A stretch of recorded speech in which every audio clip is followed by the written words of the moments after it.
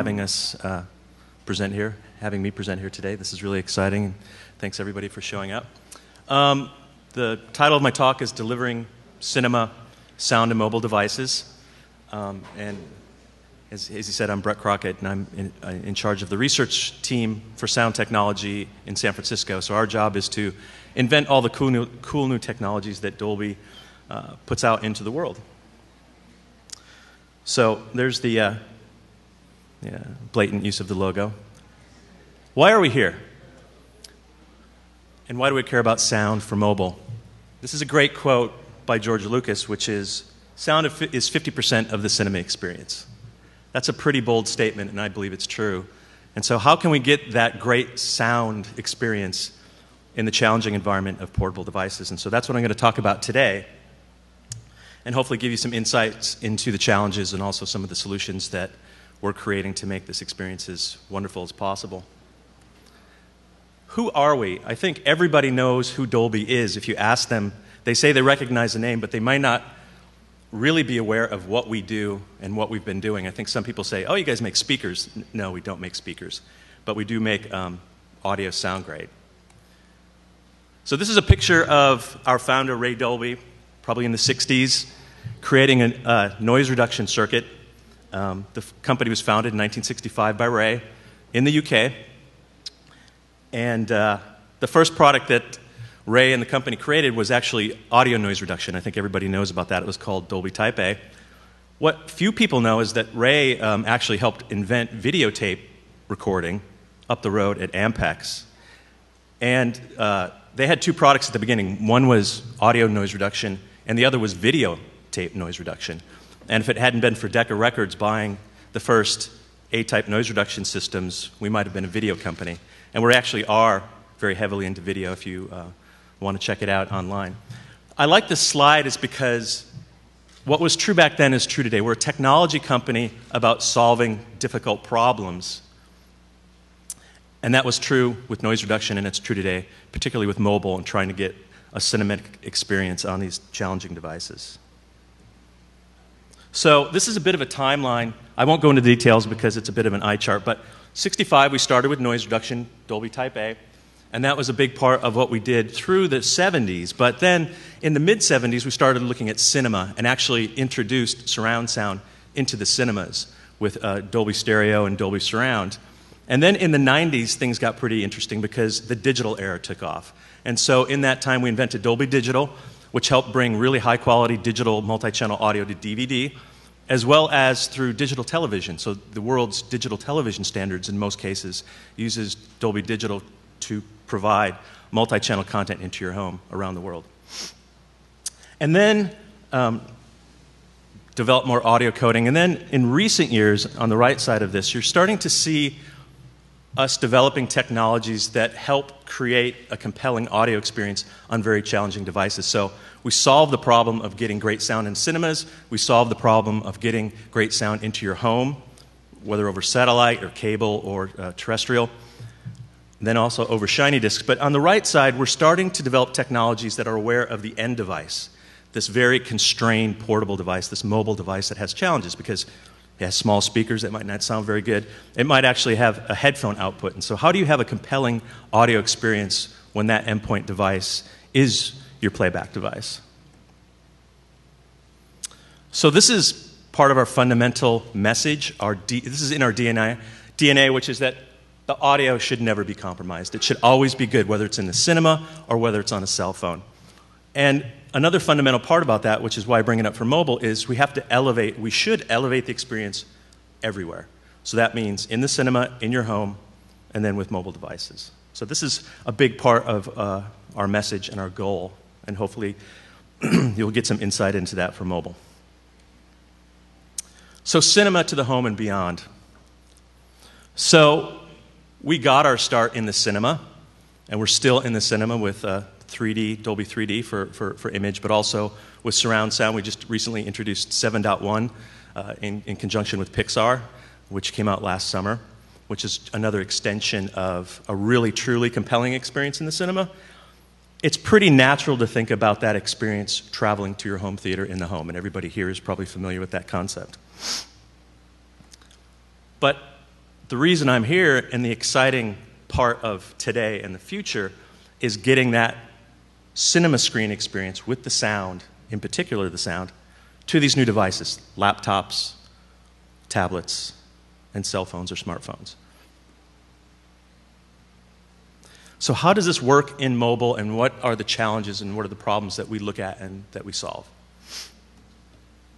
So it's a really fundamentally exciting, brand new evolutionary time because the distribution channels of great cinema sound and the experience is undergoing a revolution right now. So at the top is sort of the legacy.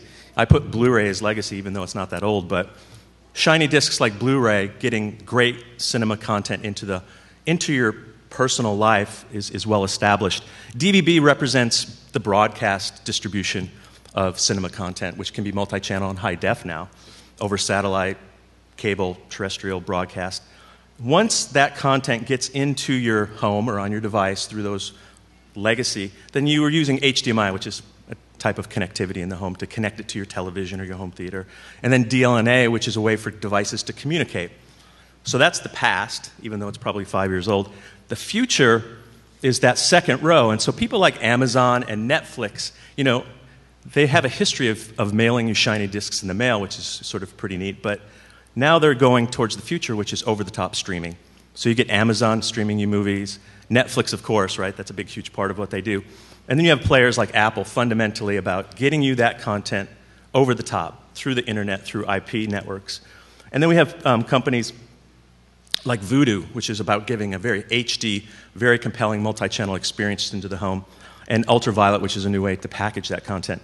Netflix, Vudu, and Apple actually use Dolby Digital technologies and Dolby Digital Plus to get high-quality multi-channel content to your home and now to these portable devices. And part of my message will be, and I'll hopefully it resonates as I talk, is that multi-channel content to these mobile devices is crucial for a high-quality experience. It might not be obvious to you, but hopefully it will be when I get done here.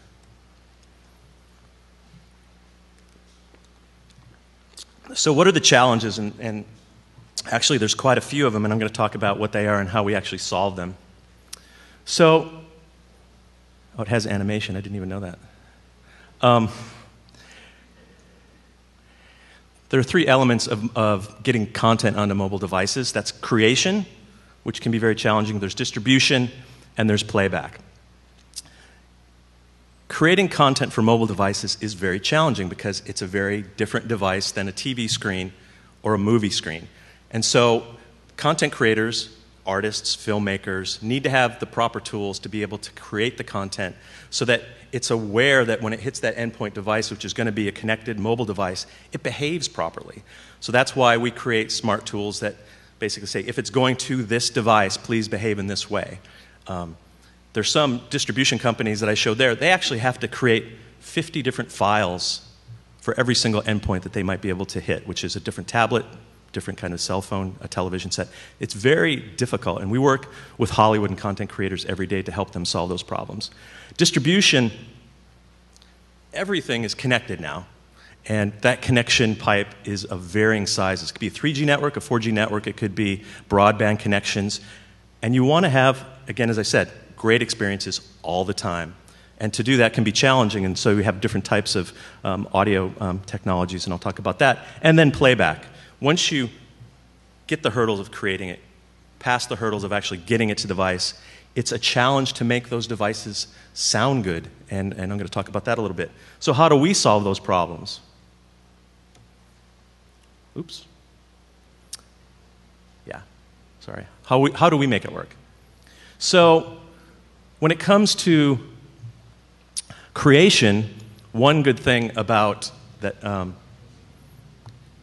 getting high-quality content to mobile devices, 99% of the content is already in a Dolby format, which is a premium surround sound experience format. And there's hundreds of tools that allow people to actually create the content, whether it's for the cinema, whether it's for your home, and now for mobile devices. And we actually have specialized tools. One of those is something called the Dolby Media Generator, which is essentially a computer solution that lets the content aggregators of the world, the movie creators, Universal Studios or Orange, like a cell phone network, encode their content, make it look and sound as wonderful as possible. So once it's created, which is a challenge, which takes some tools and takes some expertise, so how do you distribute it? So Dolby True HD is a lossless format that's completely appropriate for shiny discs like Blu-ray, where you have a lot of bandwidth. But when you don't have a big pipe, you need to get compelling multi-channel audio, very high quality, through that pipe at very low data rates. And so, for example, Dolby Digital Plus, which is the next version of Dolby Digital, if you will, can actually send up to 7.1 discrete channels, and actually can send 5.1 at 192 kilobits per second. So that's actually less data than Apple is selling you songs through iTunes on. So that's a very attractive data rate for you to actually stream multi-channel movies to a device over a 3G or 4G network.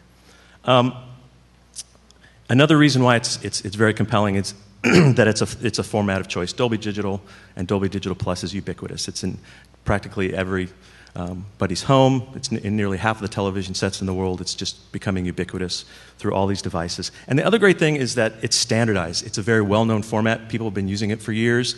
It has the tools to get it there and to sound good. So that's how we actually help solve the distribution problem. One interesting thing is that we're actually seeing, anecdotally, True HD movies showing up on cell phones, which is a bit of a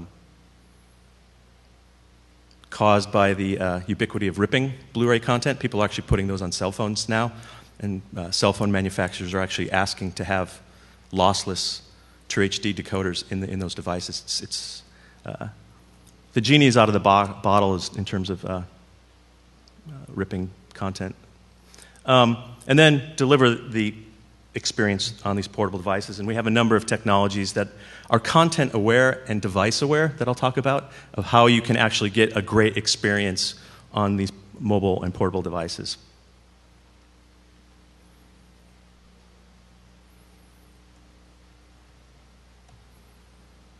So how do we do this? I'm a researcher, so I'm a geek, and so that's the fun part of actually trying to solve some of these really fundamentally difficult problems. And how do we do that? And we have a lot of science in what we do. It's been fundamental to us as a company from the get-go. The reason Ray Dolby cracked the noise reduction problem for analog tape was that he actually took into account how people actually hear, something called psychoacoustics.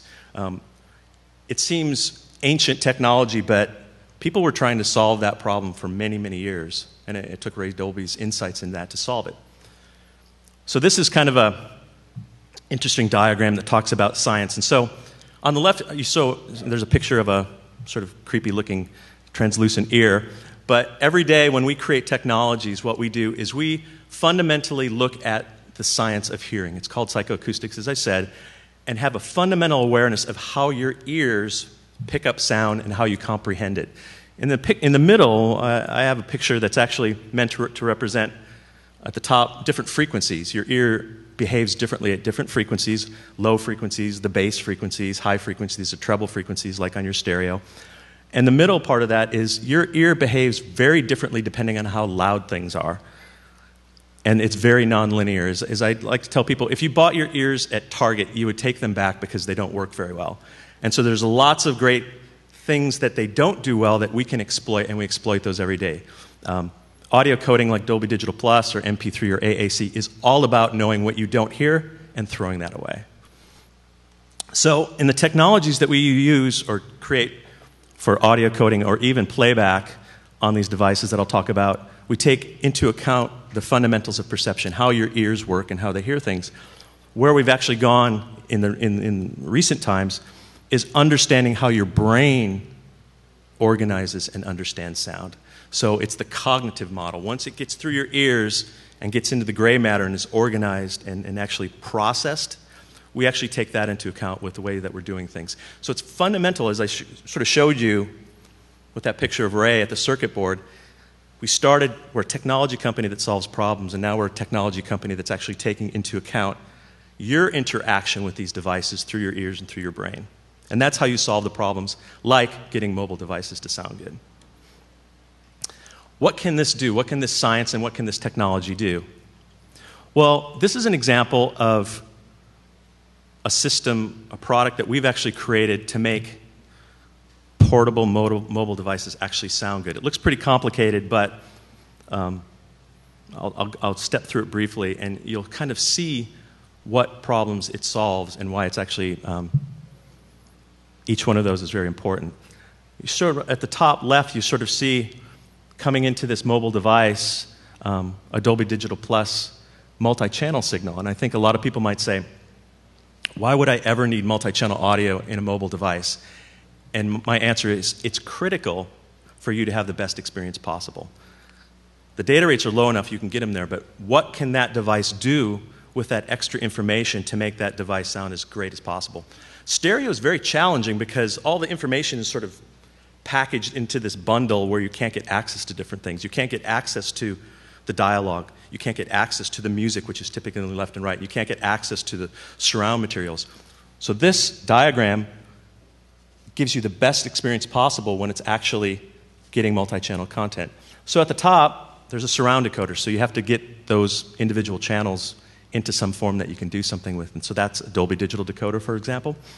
A dialogue enhancer. One of the challenges with mobile devices is that you don't typically listen to movie content in quiet environments. You're on a bus, you're on a plane, you're on a train, in an automobile. And in many cases, the dialogue is very difficult to actually hear. And so we have researchers who've actually worked in the hearing aid industries and created compelling new dialogue enhancement technology so that when you turn that on, it will make the dialogue clearer, it will make it more intelligible. And so that's something that you can actually control. That's really pretty cool. Dolby Volume is a technology that actually automatically controls the loudness level. So you don't have to turn it up and turn it down depending on what you're doing. You turn this on and everything is at the appropriate loudness level. That's really important for mobile because if I have a movie and it's really quiet in some places and really loud in other places, well, I can't hear the quiet stuff and the loud stuff might be too loud. And so Dolby Volume actually constrains it in a very sophisticated way that maintains the intent of the content creator. It sounds kind of impossible, but that's what it actually does. Then we have something called intelligent EQ, which is a fundamental new way of doing equalization. Think of it as a mastering engineer in your cell phone or in your laptop. And so this is more personalization, but if you say, I really like bass in movies, you can set it so that the bass is always accentuated when there isn't enough bass, but when there is enough bass that you like it, it doesn't touch it. So this is sort of telling a mastering engineer in your portable device the way you like it. So that top is fixing content. So the content as it comes into your device has some limitations, right? Cinema content, very wide dynamic range. Some things are really quiet, some things are really loud. And what you need to do is sort of fix it for that appropriate playback environment, which is on the go, mobile, and connected. The bottom of it is fixing the playback because these devices at a fundamental level are just very constrained. They have small speakers or they have headphones. And so how do you have a really compelling experience over those, that essentially stereo reproduction method? So graphic EQ is your standard graphic EQ. That's pretty boring stuff. So a surround virtualizer, what do you do when you get multi-channel content on this portable device and you're listening with stereo speakers or more likely over headphones? And so a surround virtualizer is a technology that we have that takes that multi-channel content and if you process it so that if you put on your headphones, it actually sounds like you're sitting in a theater. The sounds that are supposed to be coming from behind you come from behind you. Those are supposed to be at the front screens are actually virtualized that way. So it's like sitting in your home theater or a cinema listening to that content for cinema content. It's very compelling. So that's actually taking that content that's multi-channel by its very nature and making it appropriate. And we can also do that for stereo speakers. I have a laptop here that with stereo speakers, I can sit in front of this device and when I turn that virtualizer on, it actually sounds like the sound is completely 6 feet wide and behind me. It's very interesting technologies. And then getting more into the devices, we have some steps that you need to do fundamentally to actually make that experience sound good. And one's called an audio optimizer. That takes into account the fact that the speakers that are in these portable devices, your smartphone, your tablet, or your laptop, they cost about 5 cents, if that. And so they don't sound very good, and it's just the nature of the business. And so we have a technology that will actually measure the characteristics of those little speakers and correct it so that they are flat and they sound like hi-fi speakers. The problem is that if you do that in these small chassis, try to get a hi-fi experience, as you turn it up, it actually starts to distort and buzz and sort of resonates, because it wasn't designed to have that kind of audio. Audio regulator actually is another thing. We analyze it and say, at this level, at this frequency, at this time, this device will distort, and we make it not do that. So essentially, you can have the device now stop distorting, sound good with the optimizer and the regulator. And then a big problem with a lot of content is it's just not loud enough. Everybody is aware of this. You see this every day. If you watch something on your laptop or your cell phone or your tablet, you can't hear half the stuff. It's just too quiet because these devices are challenged. And what we do is we have a technology that will actually make that content be 2 or 3 times louder than it is. So now your laptop or your tablet or your cell phone can actually be as loud as a boombox or your television set. So all of those things combine so that when you have this small device playing back content over headphones or over speakers, it actually sounds good. So this is a fundamentally new time in that you can actually have great content and a great playback experience all through that ecosystem. So what does this look like? So we actually have technologies that do this, and this is actually some screenshots of a technology that has all those boxes in it that's actually in laptops today. On the left is the super geeky, if you want to get down into the details and scare yourself, menu. You can control all the different attributes of all of these different technologies individually. The other interesting thing that might not make sense, but it's true, is it's not sort of algebra. You add this one and it helps a little bit, and this adds a little bit more on those boxes that I showed up here. But we're holistically solving a problem, and so that the solution is greater than the sum of the parts. You could say, well, if I just did this one, I could take this part out and it would just only take away a little bit. We carefully designed all of this so that when all of it is on, it's 10 times better than if it was just the individual parts. With mobile, you have to solve the systemic problem of content creation, get it there, and then the systemic problem of actually playing it back on the device. So again, complicated screen on the left, and on the right is actually a very simplified screen where you can actually choose different presets because you might want to have a different experience, whether it's cinema or music or whether it's a gaming console. And some of the interesting things that we think about in the future is, how do I make that thing on the right go away? Because it would be really neat if my cell phone knew what I was actually listening to. It's like, oh, that's music. I'm just going to make it sound good for music, or that's a movie. I'm going to make it sound good for movie. And so that's actually, again, going back to that science in listening, you can start to think about how do we just make it work? And those are some things that we're actually looking at up in the lab in San Francisco. So with all of these things, solving problems in content creation and distribution and the playback device, what have we done? Well, hopefully, we've resonated with the message with the consumer on these devices, improving the sound to bring that 50% of the experience to the mobile space and make it as compelling as possible. So hopefully you can sort of see from our vision and the technology we develop, audio should never be compromised. And we have to elevate that experience absolutely everywhere, which is what's exciting about mobile is it's everywhere. These devices are portable and you take them with you absolutely everywhere. And we want them to sound as good as possible. So that's my presentation. Thank you. Any questions?